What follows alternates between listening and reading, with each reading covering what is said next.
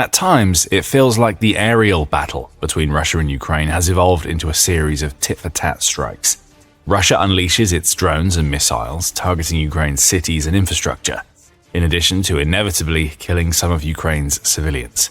Ukraine then responds with its own drones, and sometimes missiles, though its strikes focus more heavily on vital Russian military assets. The more things change, the more they stay the same. And on November 26th, the news broke that Ukraine had delivered another powerful shot to Russia in response to one of Russia's raids. This was a big one. Ukraine has crippled Vladimir Putin's arsenal in a massive revenge strike for Kyiv. That strike, Euromaidan press reports, was carried out against a drone and missile plant located in Cheboksary, which is in Russia's Chuvash Republic. This isn't a border region that Ukraine can easily target. The facility is about 1,000 kilometers or just over 620 miles from Ukraine's border with Russia. With such a massive distance for its drones to travel, Ukraine would have to plan carefully and execute perfectly to hit its target. Ukraine did just that, and the target was the VNIIR Progress Factory in Cheboksary that is responsible for building Global Navigation Satellite System or GNSS receivers that are used in a host of weapons that Russia has been launching at Ukraine since the beginning of the war. Russia's missiles and drones need these receivers, along with the antennas that are also made at the facility, to pick up signals from GPS, GLONASS, and Galileo satellite navigation systems. Plus, Ukraine's factory strike also saw it target a facility that builds the Kometa navigation module, which is installed in several of Russia's weapons. Which weapons? We'll tell you in a moment. First, it's important to confirm that this isn't a rumored strike. Ukraine itself has publicly revealed what it pulled off in Cheboksary via the Telegram channel operated by the Unmanned Systems Forces of the Armed Forces of Ukraine. On the night of November 26th, operators of the 1st Separate SBS Center, transformed from the 14th Separate UAV Regiment of the Unmanned Systems Forces, in cooperation with the Defense Forces, struck the VNIIR Progress Enterprise in the city of Cheboksary, Chuvash Republic, Russia, the Unmanned Systems Forces declared, before highlighting the tangible results of the work its drones had done. As a result of the strike, explosions and a fire were recorded on the factory premises.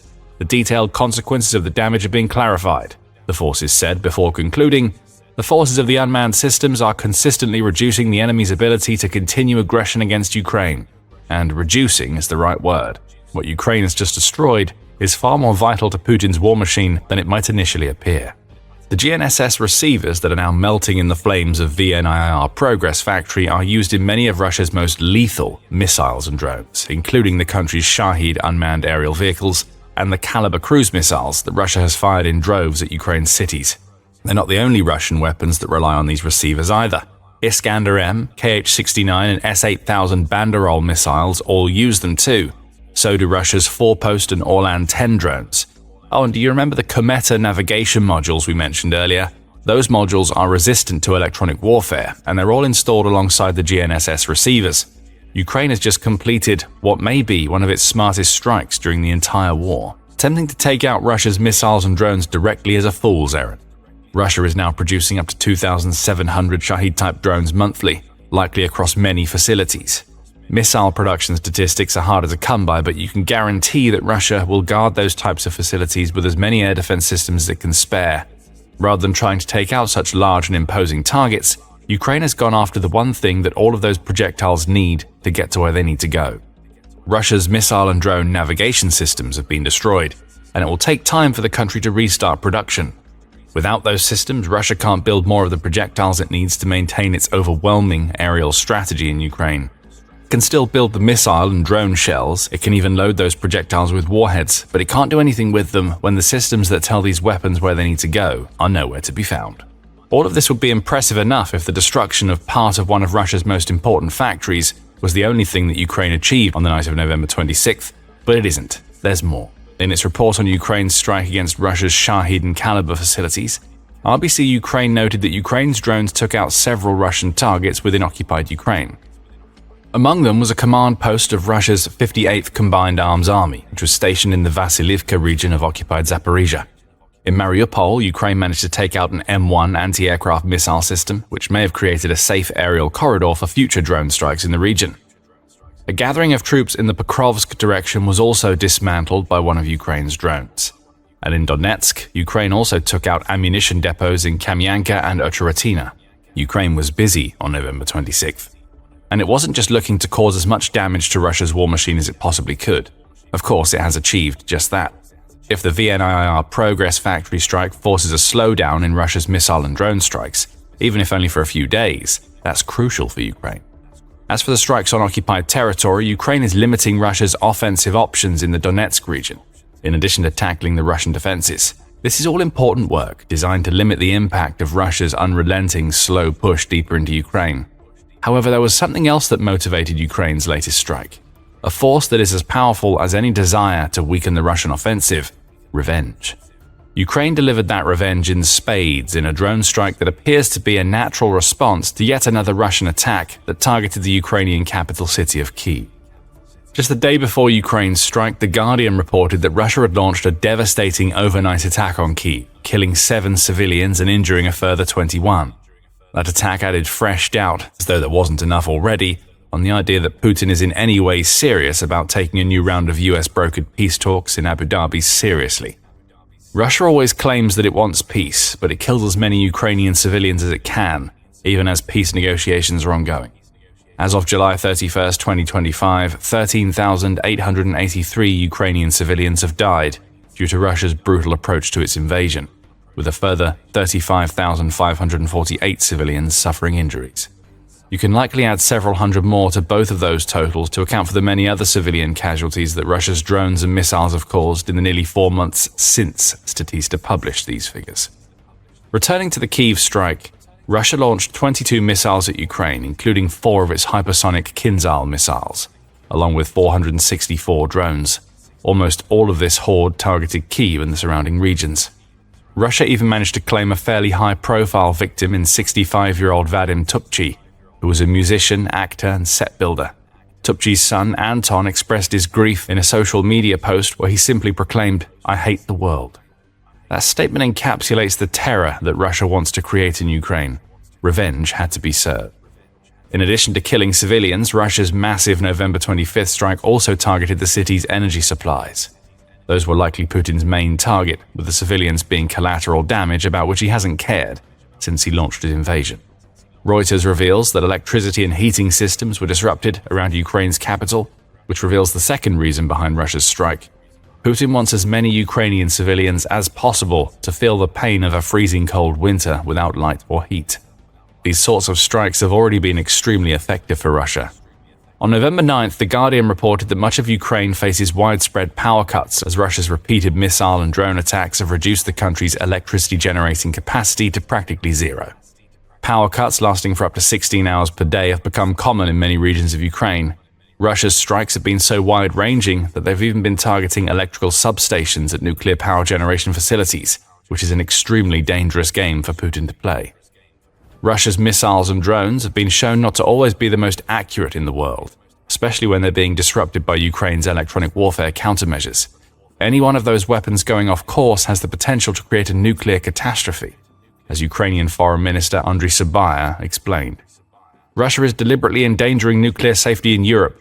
We call for an urgent meeting of the IAEA Board of Governors to respond to these unacceptable risks, Sybiha claimed, as he called for the International Atomic Energy Agency to step in and do something about Russia's reckless strikes. The Russian news agency TASS adds that it estimated the state of Ukraine's power generation capacities in a November 11th report, and the numbers don't look good. Ukraine had 56 gigawatts of capacity before Putin launched his invasion. That has declined by between 39 and 41 gigawatts. That's a 70% reduction, and it means that Ukraine is only generating between 15 and 17 gigawatts of electricity as it enters into a harsh winter, during which Ukraine's consumers need between 16 and 18 gigawatts. Ukraine's power situation seems to be on a knife edge. Putin has planned that all along. Ukraine has also had to deal with Russian attacks on the country's gas facilities that have caused so much damage that the country may have to turn to the US to fulfill the heating needs of its citizens. This according to a November 26th ABC News report, which claims that a series of Russian strikes on Ukraine's gas facilities means that the country will have to import an additional 4.4 billion cubic meters of gas for the upcoming winter. This is gas that Ukraine would have previously generated itself, and it's gas that is also going to drain huge amounts of money from Ukraine's war fund. Ukraine has no choice, ABC News notes. The temperatures in some homes in the country can drop to minus 20 degrees Celsius or minus 4 degrees Fahrenheit at the height of winter. These aren't livable conditions. All across Ukraine, families are bracing themselves for even tougher times ahead, a long, cold winter in which Russian President Vladimir Putin attempts to finish off his invasion by striking Ukraine's power supplies and networks, the BBC's diplomatic correspondent James Landale wrote on November 13th. Russia's attacks on Ukrainian energy have grown more intense, more vicious, and thanks to the waves of Shahids and missiles that Russia launches, they've also become more effective than ever before. Russia's latest strike on Kyiv provides examples of Putin's strategy for damaging Ukraine during the next few months, along with the callous attitude that he displays to the people in the country who aren't actively fighting against Russia's occupying forces. Russia's leader doesn't care how many Ukrainians die, be it due to explosions or the freezing cold, as long as he gets what he wants: total control over Ukraine. Ukraine's strike against the VNIR Progress Factory typifies Ukraine's approach to long-range warfare. Whenever Russia terrorizes Ukraine's people, Ukraine responds by attacking legitimate military targets, the loss of which damages the Russian war machine. But make no mistake about it, the series of strikes that Ukraine conducted on the night of November 26th was revenge for all of the death and destruction that Russia had caused the night before. Ukraine didn't need to kill Russian civilians to send a message to Putin. It just allows Russia's weakened troops and burning factories to send that message for it. That brings us nicely to what the attack on the VNIR Progress Factory means for the war going forward. Right now, we don't know how extensive the damage done to the facility was. Explosions and fires were reported, but that doesn't mean that VNIR Progress has been taken offline forever. Still, even if the factory is only shut down for a few days as a result of Ukraine's attack, that delay, coupled with the potential destruction of Cometa modules and GNSS receivers, affects two of Russia's most important weapons: Caliber cruise missiles and Shahid-type drones. Missiles in general have always been a major weapon for Russia in its attempts to both terrorize and level Ukraine. However, 2025 has seen Russia take its missile attacks to a level that hasn't been seen since the early months of the war. On November 1st, the Moscow Times reported that Russian missile strikes on Ukraine had reached a 2.5-year high in October. Russia fired 270 missiles at Ukraine in that month, which was 46% higher than the number it launched in September. Again, this is all to create chaos and cause damage to Ukraine's energy infrastructure. The Caliber cruise missiles Ukraine may have just taken out of the skies are one of the main offenders in these enormous attacks. According to Missile Threat, the Caliber is a land attack cruise missile that has an estimated range of between 1,500 and 2,500 kilometers, or 932 and 1,553 miles.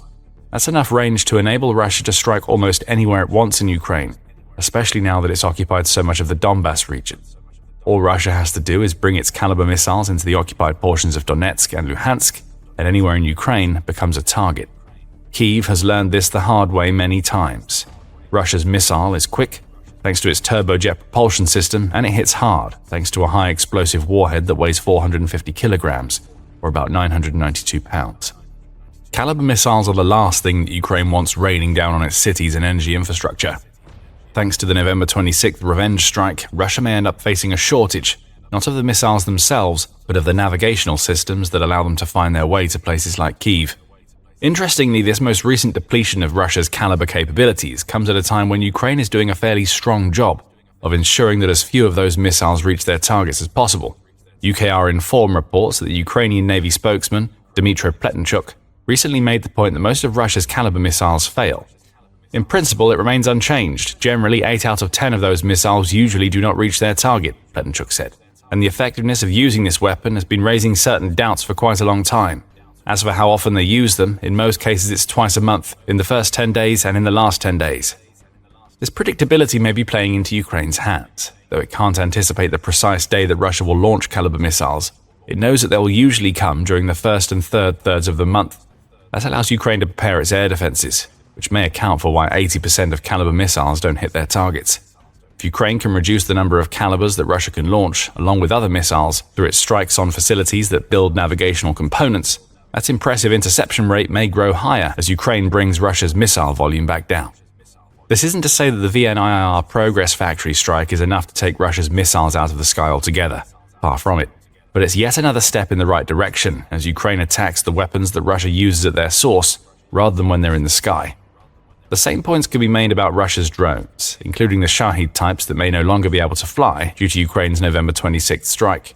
Though far less powerful than missiles, drones have the advantage of being so cheap to produce that Russia can send them into Ukraine by the hundreds whenever it wants to cause some damage.